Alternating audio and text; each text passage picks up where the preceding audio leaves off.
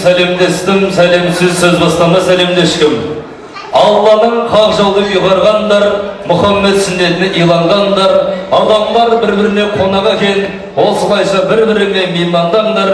Бүгін баршаңызға Алла нұры жаусын, қоныспай бір әулеттің тойына жиналғандар.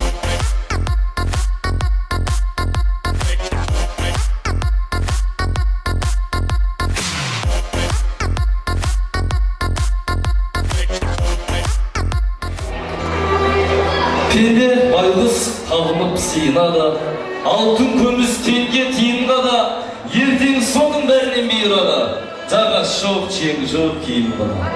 Бұл қазақ мал жинамай жата алмайды, қоңыр өтер сол малдың ортасында, ертең өлгеннен соң тата алмайды, еті түгіл бір аяқ сорпасында. Сарай салып, мәз болып шаттанады, бір мезгіл тәубе етпей тәңіріне, сол сарая қаңырап босқалады, есік түгіл тесік жоқ қабіріне. Шен болып, шекпен болып барлығымыз, бастық піндеп, бай піндеп бұлданамыз. Бар әлемге жарлығымыз жүрсе дағы, о ағайын, біз Алланың алдында құлғанамыз. Бұл дертіңнен ағайын арықпасақ, Құдайдың құрметіне құрғанамыз деген. Екі құда төс бастырған кезде, бірі анағырдан, бірі манағырдан келіп төс бастырған. Екі ат пен шауып барғандағы, баратсы шығып соғысқан.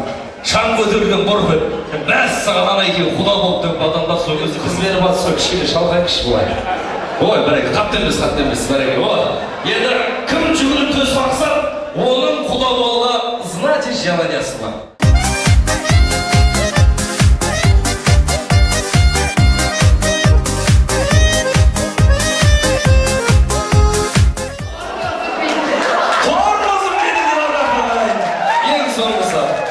Барша халықтың қошеметімен махаббат валисіне шақырамыз келесіздер.